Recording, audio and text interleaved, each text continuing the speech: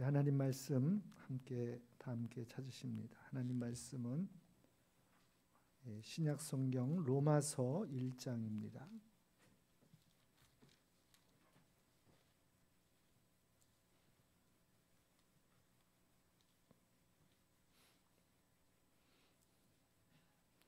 신약 성경 로마서 1장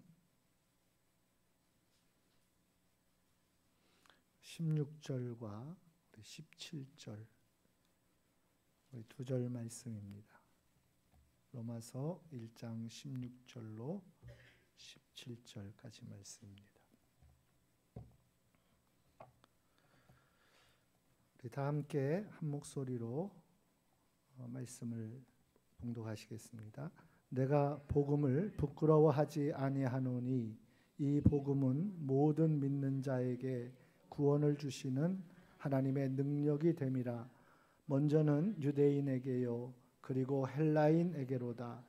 복음에는 하나님의 의가 나타나서 믿음으로 믿음에 이르게 하나니 기록된 바 오직 의인은 믿음으로 말미암아 살리라 함과 같으니라. 아멘. 오늘도 하나님을 예배하는 우리 모든 성도님들을 주님의 이름으로 환영하고 축복합니다. 이 시간 하나님의 크신 은혜와 평강이 예배하는 모든 성도님들에게 충만하시기를 다시 한번 축원합니다. 우리 옆에 계신 분들과 서로 축복하겠습니다. 우리 사랑합니다. 축복합니다. 우리 은혜 받읍시다. 서로 인사 나누겠습니다.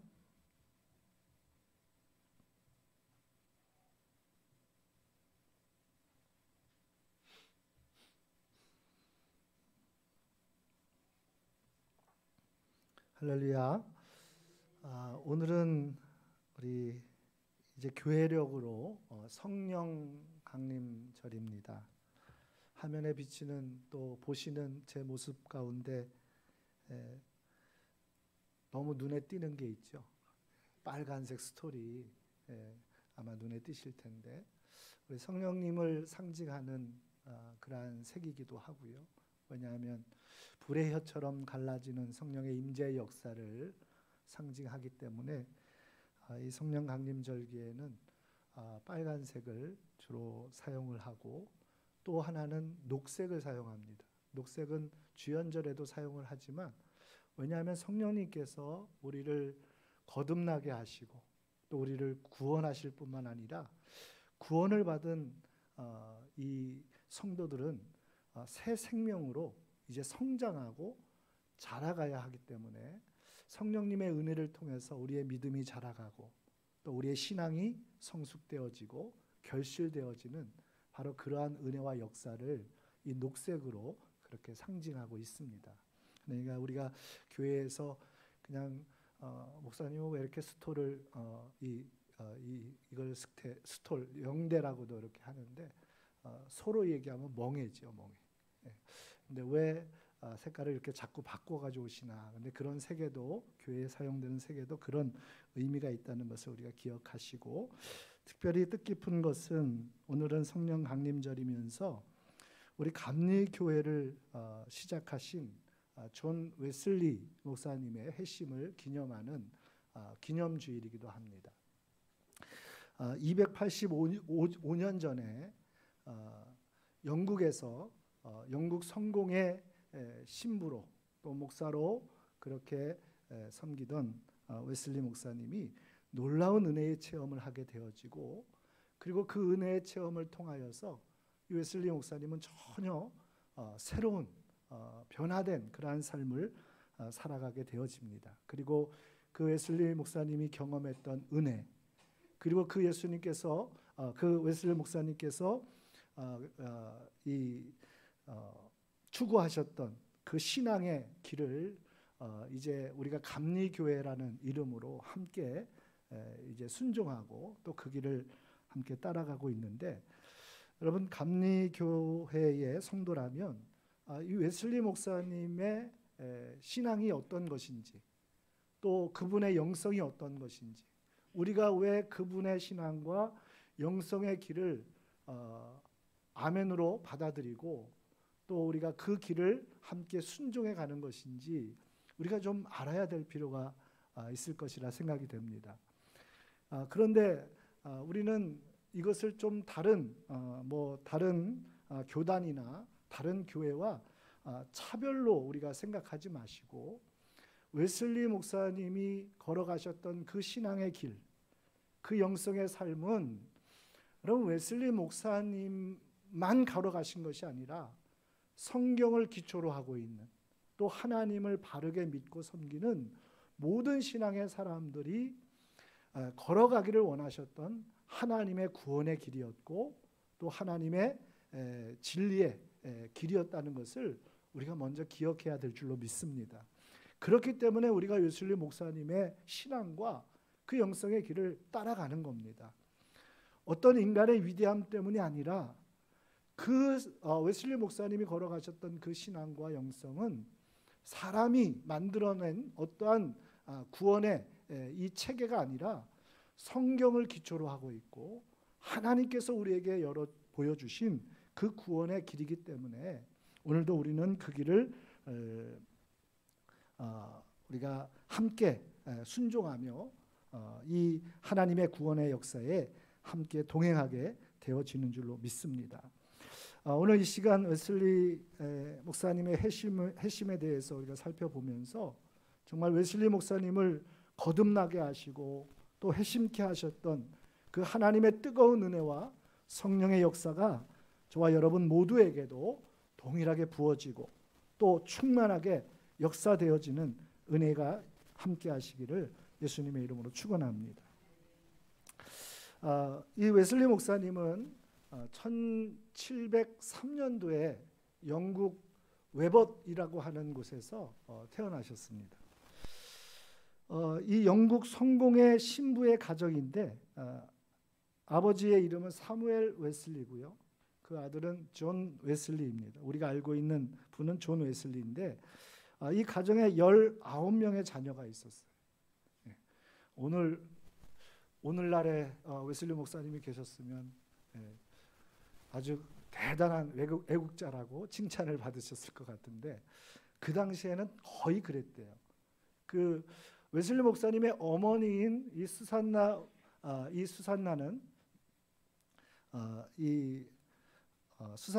그 형제가 23명이었대요. 그러니까 그 당시에는 그냥 보통이었다는 거죠. 1700년도에. 그 중에서 15번째로 태어난 자녀가 바로 웨슬리였습니다. 어려서부터 어머니로부터 아주 엄격한 가정교육 속에서 자라났어요. 얼마나 철저하게 신앙교육을 시켰는지 거짓말을 하는 것 절대 안 되고요. 매일 저녁 기도로 또 예배로 말씀으로 하루를 마치게 했고요. 철저하게 주일 성수 오늘로 얘기하면 예배를 드리는 일에 있어서는 얼마나 철저하게 그 신앙 교육을 엄격하게 했는지 모릅니다. 그렇게 성장한 웨슬리 목사님은 이후에 영국의 명문 대학인 옥스퍼드 대학에 들어가서 그 옥스퍼드 대학을 우수한 성적으로 졸업을 하고 영국 성공회, 이 영국 국교가 성공회잖아요. 그 성공회에서 안수를 받아 신부가 되어서 아버지의 뒤를 이어서 고향인 에벗에 와서 이제 목회를 하게 되어집니다. 그때가 1729년까지 목회를 하게 되어지는데 웨슬리 목사님의 나이가 26살 때였어요. 그때 이제 옥스퍼드 대학에서 이 웨슬리 목사님에게 강의를 부탁을 합니다. 그래서 초빙을 받아서 이 옥스퍼드 대학으로 다시 돌아가서 교수를 하면서 거기서 생활을 하게 돼요. 그 옥스퍼드 대학에서 이제 교수로 생활을 하면서 다른 동료들과 함께 한 모임을 만들게 됩니다. 그 모임이 신앙 모임이었어요. 우리가 알고 있는 신성 클럽이라고 하는 또 홀리 클럽이라고 하는 그 모임을 만들게 되었고 그 모임을 통해서 웨슬리 목사님은 얼마나 철저하게 기도와 말씀 생활을 집중했는지 매일 저녁 6시부터 9시까지 이들은 함께 모여서 말씀과 기도의 생활을 했다라고 합니다. 그리고 그것만 있는 것이 아니라 적어도 일주일에 하루는 금식을 했고요. 그리고 많은 이 가난한 사람들과 고아들과 그리고 가정 형편이 어려운 아이들을 돌보고 또 교도소를 방문해서 그 수감자들을 교화시키는 그러한 일들을 꾸준하게 행했다는 거예요. 그것뿐만 아니라 웨슬리 목사님은 이제 이것 가지고는 안 되겠다 싶어서 드디어 선교사로 나서기로 합니다. 그래서 미국에 있는 조지아 주의 선교사로 이제 떠나게 되어지는데 3년 동안 이 선교 사역을 감당하게 됩니다. 그러기 위해서 이제 아주 배를 타고 수많은 죽음의 고비를 넘겨서 이제 미국으로 가게 되어지는데 그 배에서 기가 막힌 일을 겪게 되어져요.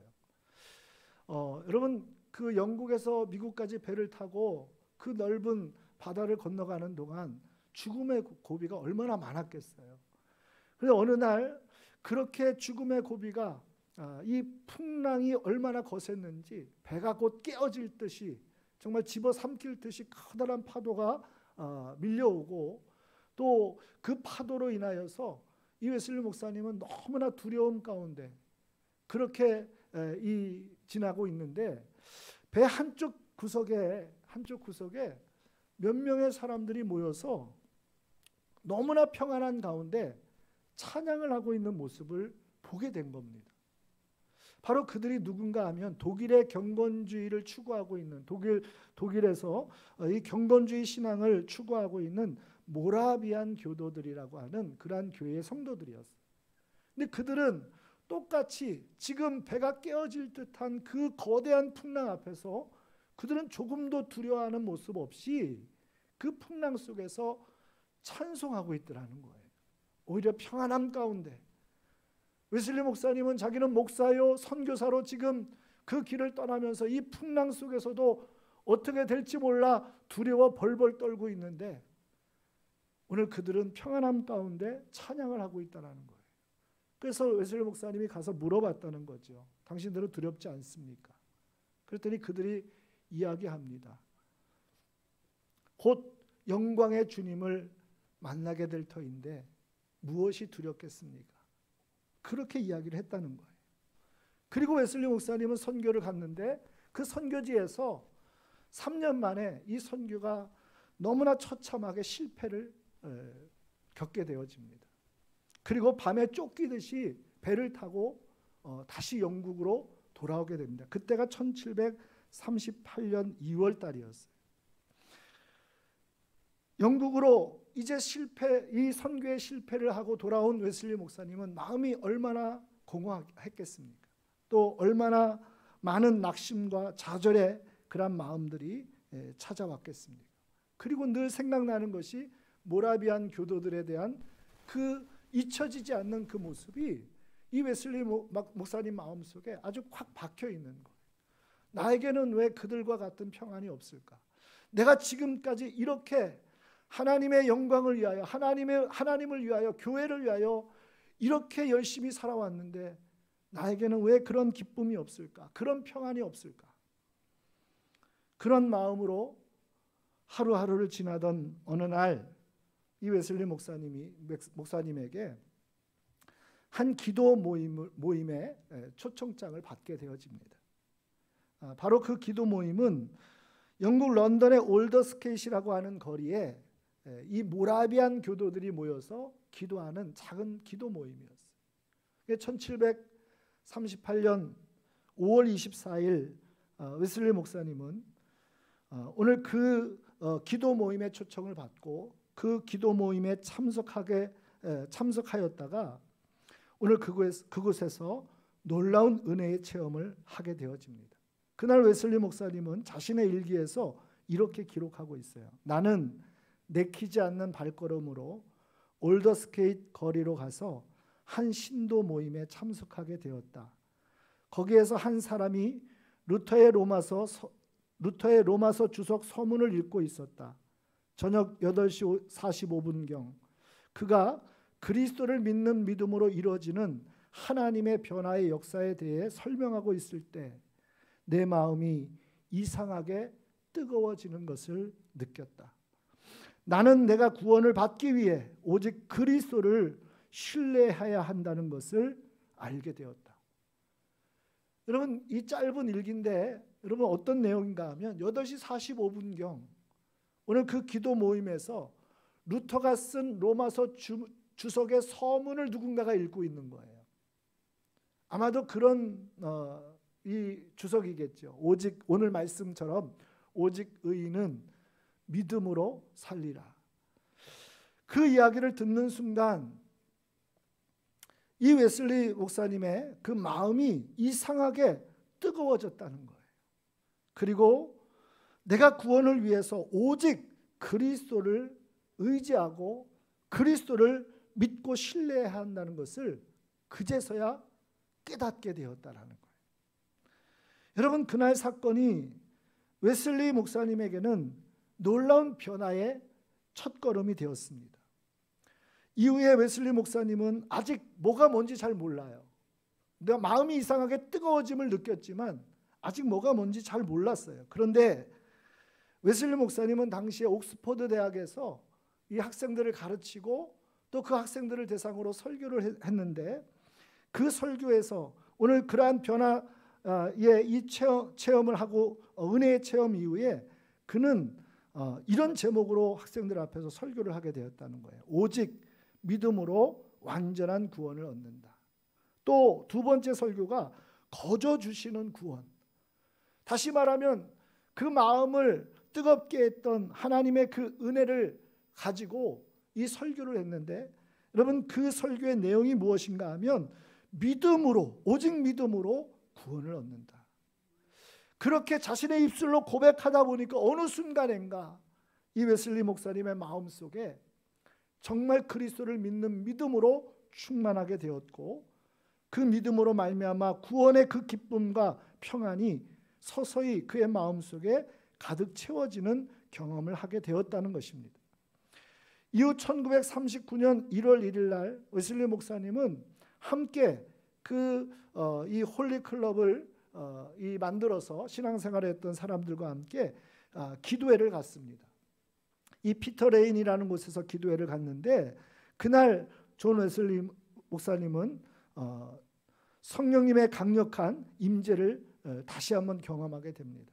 그래서 그날의 일기를 보면 이렇게 기록하고 있어요. 끊임없이 기도하기를 새벽 3시까지 계속하였다. 그때 하나님의 능력이 우리에게 강하게 임하였다. 많은 사람들이 놀라운 기쁨으로 소리쳤다. 많은 사람들이 마루바닥에 쓰러졌다. 전능하신 하나님의 현존에 경외와 놀라움으로 사로잡힌 우리는 한 목소리로 외쳤다. 오 하나님, 우리는 당신을 사랑합니다.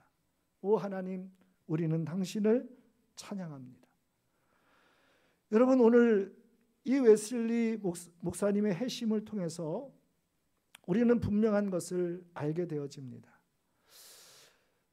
우리가 신앙생활을 하는데 여러분 다 신앙생활을 하잖아요. 믿음의 길을 걸어가고 있잖아요. 여러분도 그렇게 교회에서 함께 믿음 생활을 하고 또 신앙의 길을 걸어가고 있는데 믿음의 길을 걸어가는 것과 믿음의 길을 걸어가는 척하는 것하고는 분명히 다릅니다. 여러분, 신앙의 길을 가는 것과 신앙의 길을 가는 척하는 것은 여러분 다르다는 거죠. 어떻게 다를까요? 여러분, 신앙의 길을 가는 것과 가는 척하는 것하고는 뭐가 다를까요? 교회를 다니는 거하고 교회를 다니는 척하는 거하고 뭐가 다를까요? 답을 잘 모르시겠어요? 그러면 자는 거하고 자는 척하는 거하고 뭐가 다를까요? 너무 쉬워서 잘 모르시겠어요. 자는 척하는 거는 안 자는 거예요. 자는 척하는 거지 모양은 똑같지만 그는 분명히 안 자는 겁니다. 교회를 다니는 거하고 다니는 척하는 거, 여러분 다니는 척하는 거는 안 다니는 거예요.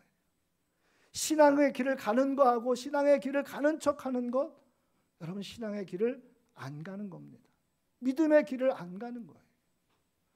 우리는 신앙생활을 할 때 모두가 똑같은 모습으로 그렇게 신앙생활을 하고 교회 생활을 하는 것 같지만 여러분, 거기에는 진짜와 거짓이 있다는 거예요.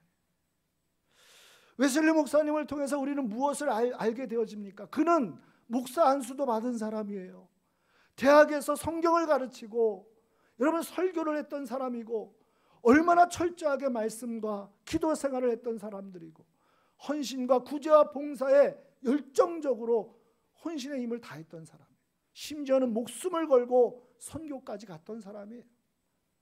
겉모습은 누가 보아도 그는 하나님의 사람 같고 구원받은 사람 같고 신앙의 사람 같았는데, 웨슬리 목사님이 5월 24일 1738년 그 밤에 성령님의 은혜를 경험하지 않고 그 이전의 신앙생활은 하는 척했다는 거예요. 여러분, 그것은 신앙생활이 아니었고 구원의 길이 아니었고 하나님의 사람의 삶이 아니었다는 것을 우리는 분명히 기억해야 합니다. 오늘 웨슬리 회심주의를 맞이해서 저와 여러분은 다시 한번 우리의 신앙을 돌아볼 필요가 있어요. 나는 정말 믿음의 길을 가고 있는지, 나는 믿음의 길을 가는 척하고 있는지. 여러분, 가는 척하는 것은 안 가는 것과 똑같은 거예요. 안 하는 것과 똑같은 거예요. 우리가 착각하지 마셔야 됩니다. 내가 오늘 주일 예배 나와서 예배 드렸다고, 그래서 예배 드리고 돌아갔다고 내가 정말 신앙의 삶을 살았느냐? 그것은 하나님 앞에 정말 우리가 다시 한번 물어보아야 된다는 거죠. 우리가 웨슬리의 이 회심을 통해서 무엇을 알아야 됩니까? 정말 진정한 믿음의 길을, 그 웨슬리 목사님을 거듭나게 하시고 변화시키셨던 그 성령님의 은혜를 다시 한번 우리가 힘있고, 정말 이 시대에, 이 혼란한 시대에 우리가 하나님의 진정한 믿음의 삶을 순종하며 나아가는 그러한 저와 여러분이 되어야 할 줄로 믿습니다. 이 시대야말로 정말로 웨슬리 목사님을 회심케 했던 강력한 성령의 역사가 우리에게 간절한 그러한 시대입니다. 영국 사회는 얼마나 타락하고 부패했는지 몰라요. 여러분, 오늘날의 이 시대에도 동일하지 않습니까? 교회가 이름만 가졌을 뿐 세상의 빛과 소금의 사명을 감당하지 못하고 오히려 세상의 가치와 질서를 쫓아가는 그러한 무너진 시대가 영국 18세기의 상황이었고 오늘 우리의 상황과 똑같습니다. 그러기에 오늘 우리는 더욱 성령의 강력한 역사가 우리 가운데 임해야 할 줄로 믿습니다. 하나님의 뜨거운 은혜가 우리의 심령에 부어져야 할 줄로 믿습니다. 내가 정말 신앙생활, 구원의 사람처럼 그런 척하고 살아가는 것이 아니라 정말 구원의 은혜 속에, 그 구원의 감격 속에 이런 믿음의 길을, 신앙의 길을 진정으로 걸어가는 그러한 복이 있어지기를 간절히 소망합니다. 그러할 때 우리는 진정한 구원의 사람으로 하나님의 그 뜻을 이루어갈 뿐만 아니라 오늘 우리를 통하여서 정말 침체되어져 있는, 정말 잠들어 있는 교회와 성도들을 깨우고 또 우리의 가정을 살리고 나라와 민족을 새롭게 하는 부흥의 역사에 함께 쓰임받게 되어질 줄로 믿습니다. 오늘 그러면 이 웨슬리 회심주의를 맞이해서 그가 깨달았던, 그가 체험했던 그 회심의 본질은 무엇일까요? 여러분, 오늘 본문에서 이렇게 말씀하고 있습니다. 우리 1장 16절 말씀을 한번 읽어보겠습니다. 같이 읽습니다. 시작. 내가 복음을 부끄러워하지 아니하노니 이 복음은 모든 믿는 자에게 구원을 주시는 하나님의 능력이 됨이라. 먼저는 유대인에게요 그리고 헬라인에게로로다. 아멘. 여러분, 이 말씀은 웨슬리 목사님이 회심 당시에 올더스케이트 거리에 그 작은 기도 모임, 거기에서 한 사람이 오늘 로마서, 루터가 쓴 로마서 주석의 서문을 읽고 있었는데 그 로마서 주석의 서문에서 제일 강조하고 있는 중요한 본문이 되는 내용입니다. 바울 사도는 뭐라고 얘기하고 있습니까? 먼저 내가 복음을 부끄러워하지 아니한다. 여러분, 바울 사도가 먼저 이야기하는 것은 내가 복음을 부끄러워하지 아니한다라고 말하고 있습니다. 왜 복음을, 그 당시에는 왜 복음을 다 부끄러워합니까? 여러분, 당시에 이 로마 시대에는 이 십자가의 이 처형은 로마에 있는 모든 사람들, 유대인들은 말할 것도 없고요. 이 로마에 있는 모든 사람들은 그 십자가의 죽음을 가장 저주스러운, 가장 수치스러운, 가장 부끄러운 죽음으로 그렇게 여겼습니다. 그 십자가에서 죽는 것은 유대인들은 말할 것도 없고 로마의 모든 사람들은 그 십자가는 가장 부끄러운 것이었어요. 사람들의 입에 담기조차도 꺼려했던 일이 십자가의 죽음이었어요. 그런데 바울 사도는 이렇게 얘기합니다. 내가 복음을 부끄러워하지 아니하노니. 나는 십자가의 복음, 그 십자가의 그리스도를 조금도 부끄러워하지 않는다는 겁니다. 오히려 바울 사도는 뭐라고 얘기합니까? 그 십자가의 복음이 내게 유일한 자랑이고 유일한 기쁨이라고 말하고 있어요. 다시 말하면 복음을 부끄러워하지 않는다는 것은 이 복음을 이 바울 사도는 가장 큰 자랑으로, 유일한 기쁨과 자랑으로 그렇게 삼고 있었다는 겁니다. 왜 그렇습니까? 무엇 때문입니까? 예수 그리스도의 십자가의 복음이 오늘 우리에게 구원을 주시기 때문인 줄로 믿습니다. 여러분, 예수 그리스도만이, 그 십자가의 복음만이 우리에게 구원을 주시는 하나님의 능력이 되기 때문에 그렇습니다. 할렐루야. 세상 사람들은 나 그것을 부끄럽게 여기고 저주의 상징으로 그렇게 여겼지만 바울 사도는 그것을 오히려 기쁨으로, 유일한 자랑으로 여길 수 있었던 이유, 그 십자가의 복음이, 예수 그리스도만이 우리를 죄와 허물에서 구원하시고 영원히 죽을 수밖에 없는, 영원히 멸망에 이를 수밖에 없는 우리를 건져 살리시는 하나님의 능력이 되기 때문인 줄로 믿습니다. 여러분, 그래서 우리는 이것을 기억하셔야 됩니다. 항상 우리의 구원은 예수 그리스도로 말미암는다는 거예요. 그 십자가의 복음이 우리의 유일한 구원의 길임을 저와 여러분이 한시도 잊어서는 안 될 줄로 믿습니다. 성경은 그것을 우리에게 가르쳐주고 있는 거예요. 하나님이 세상을 이처럼 사랑하사 독생자를 주셨으니 이는 그를 믿는 자마다 멸망하지 않고 영생을 얻게 하려 하심이라. 여러분, 독생자 예수 그리스도, 그 예수님을 우리에게 내어주시고 십자가에 못 박혀 그 피와 물을 다 쏟아주심으로 말미암아 우리의 모든 죄가 사함을 얻고 하나님의 영원한 생명을 얻게 되어지는 구원의 길이 열리게 되어진 것을 믿으시길 바랍니다. 이것이 복음이에요. 예수 그리스도만이 온 인류의 참된 구원자가 되심을, 유일한 구원자가 되심을 다시 한번 이 시간을 통해서 우리가 깨닫게 되어지는 은혜가 있어지기를 예수님의 이름으로 축원합니다. 그러면 하나님의 그 구원을 어떻게 받게 되어지는 것입니까? 바울 사도는 이어서 이렇게 우리에게 말합니다.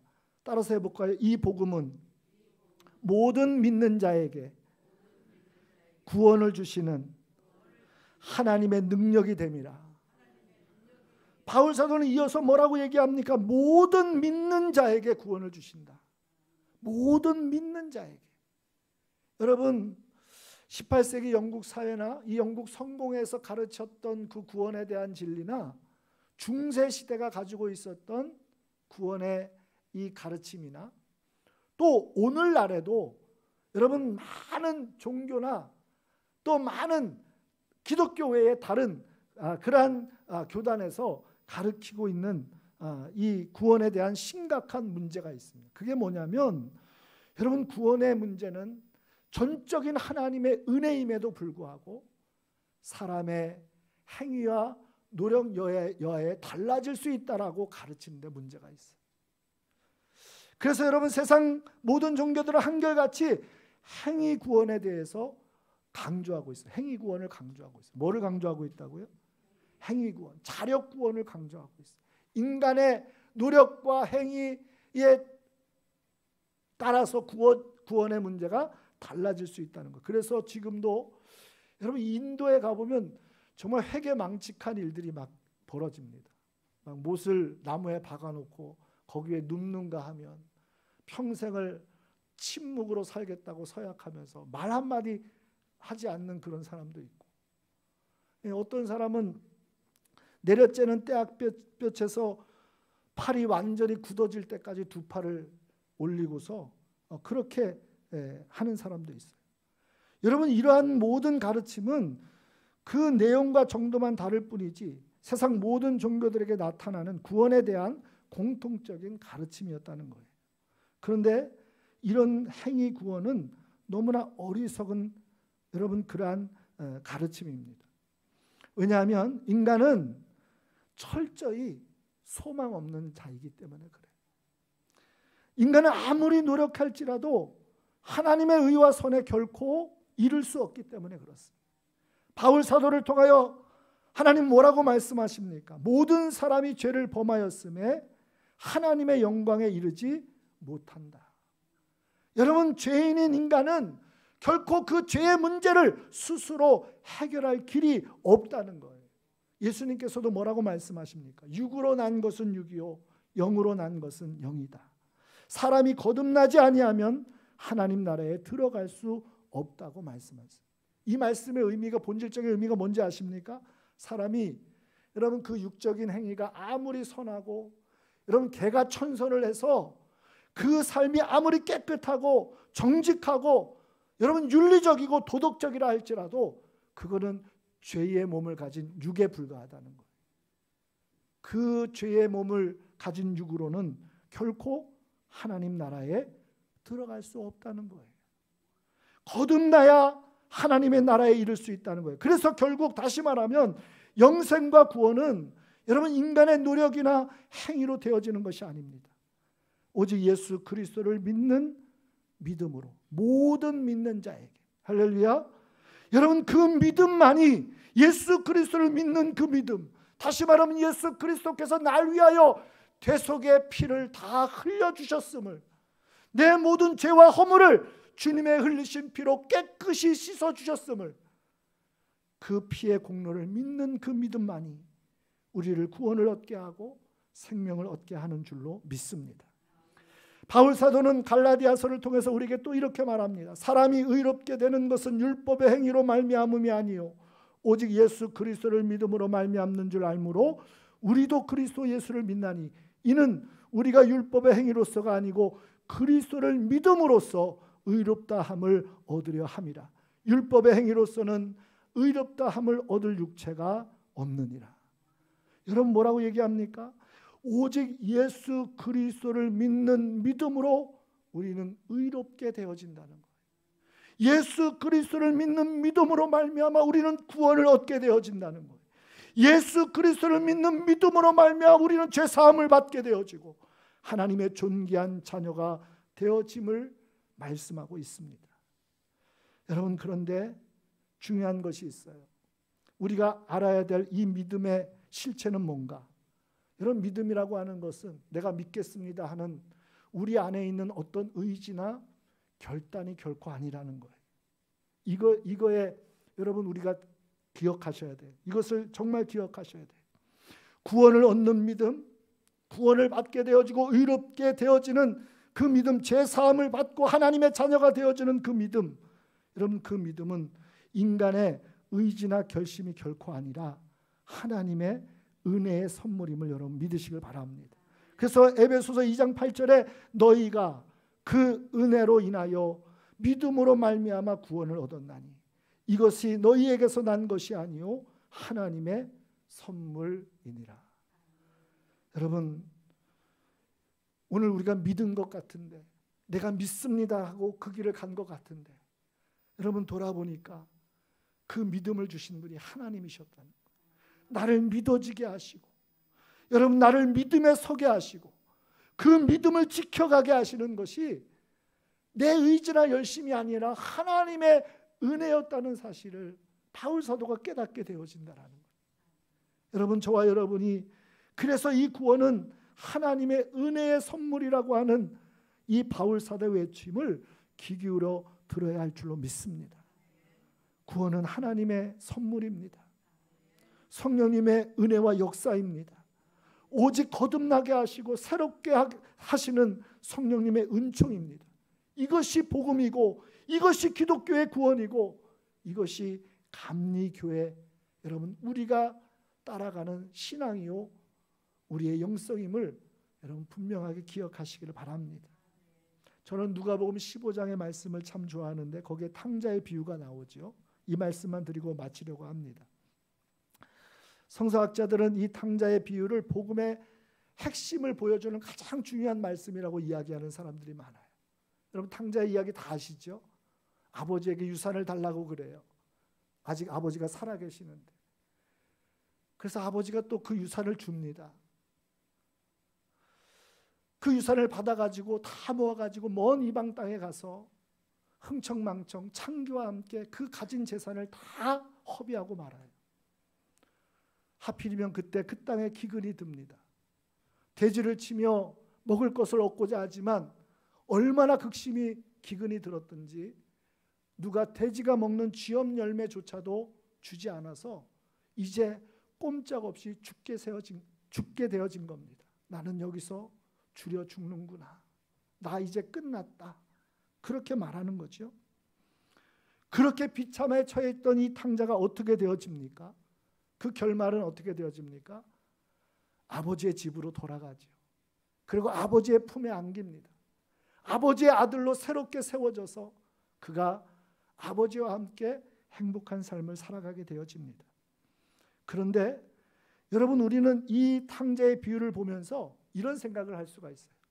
야, 탕자가 그래도 용기를 가지고 내가 아버지 집으로 돌아가야 되겠다라고 하는 어떤 그 결단과 함께 여러분 그 용기 때문에 그 아버지의 집으로 돌아가서 아버지와 함께 행복한 삶을 살아갈 수 있었는가 아닌가 이렇게 생각하는 사람이 있어요. 그런데 여러분 그 본문을 자세히 읽다 보면 그 속에서 우리는 탕자의 그 용기나 결단이 아니라 그가 돌아올 수 있었고 그가 아버지 안에서 아버지 품 안에서 새로운 생명의 삶을 살아갈 수 있었던 이유는 전적인 아버지의 사랑이었다는 것을 깨닫게 되어집니다. 아버지는 아들이 집을 나간 순간부터 그 아들을 기다리고 있어요. 여러분 부친이라는 한자어 잘 아시죠? 거기에 사용되는 한자, 이 친자는 나무 위에 서서 바라본다라는 그런 의미를 가진 한자예요. 아버지는 아들이 나간 순간부터 기다리고 있습니다. 아버지는 거리가 멀지만 만신창이가 된 아들을 한눈에 알아봅니다. 그리고 그 아들을 향해 달려나가 아들을 끌어안습니다. 목을 어금맡기고 그 아들을 아버지의 품에 끌어안습니다. 여러분 왜 그랬는지 아십니까? 왜 그랬을까요? 당시의 율법의 규례에 의하면 아버지가 살아생전에 아버지의 유산을 받아가지고 달라고 해서 그렇게 요구하는 아들은 돌로 쳐 죽이게 되어 있어요. 왜? 아버지 살아계실 때 유산 달라는 것은 아버지를 죽은 자로 여기는 그런 행동이기 때문에, 그런 태도였기 때문에 그렇습니다. 누군가가 돌로 칠까 봐 그 아들을 끌어안는 거예요. 그리고 아버지는 아들을 어떻게 합니까? 만신창이가 된 그 아들을 씻깁니다. 새 옷을 입힙니다. 신발을 신기고 가락지를 끼웁니다. 살진 송아지를 잡아 마을 사람들을 불러 잔치를 벌입니다. 그리고 이렇게 얘기하죠. 이는 죽은 내 아들이 살아 돌아왔도다. 여러분, 이 탕자의 이야기는 우리를 향한 하나님의 은혜와 사랑을 가르쳐 주는 겁니다. 오늘 웨슬리 회심주의를 맞이해서 여러분 웨슬리의 회심이 어떻게 이루어졌는지를 우리가 기억하셔야 돼요. 그거는 전적인 하나님의 은혜와 하나님의 사랑으로 말미암았다는 것을 기억해야 될 줄로 믿습니다. 오늘도 여러분, 저와 여러분이 하나님의 그 사랑을 기억하고 여러분 그 하나님의 변함없는 은혜와 사랑을 우리가 믿어 의심치 않을진데 정말 만신창이가 된 그 아들을 끌어안는 아버지의 사랑 앞에 다시 한번 무릎 꿇는 저와 여러분 되어지기를 간절히 소망합니다. 하나님의 은혜와 공의를 구하시길 바랍니다. 우리가 신앙생활하는 척, 구원받은 사람인 척 그렇게 살아가는 여러분 정말 그러한 삶이 아니라 하나님 은혜 안에서 기쁨과 감격의 구원의 삶을 온전히 세워갈 수 있도록 하나님께서 우리의 마음을 만져주시고 우리의 삶을 변화시켜 주시기를 뜨겁게 기도하는 저와 여러분 되어지기를 간절히 소망합니다. 오늘 저와 여러분의 삶 속에, 심령 속에 하나님의 이 뜨거운 은혜와 성령의 강력한 역사가 부어지는 그러한 은혜와 복이 있으시기를 예수님의 이름으로 축원합니다. 기도하겠습니다. 하나님 아버지, 웨슬리 해심 주일을 맞이해서 우리가 다시 한번 진정한 구원의 길을 깨닫게 하시고 또 바라보게 하시니 감사를 드립니다. 이 시간 간절히 원합니다. 하나님의 그 뜨거운 은혜와 성령의 강력한 역사를 우리의 심령 위에 부어 주시옵소서. 우리를 변화시켜 주시옵소서. 진정한 믿음과 구원의 길을 가는 우리 중원의 모든 성도들 되게 하셔서 저들의 삶을 통하여 가정을 살리고 교회를 살리고 나라와 민족을 새롭게 하는 부흥의 역사가 일어나게 하여 주시옵소서. 감사하며 우리 주 예수 그리스도의 이름으로 기도드리옵나이다. 아멘.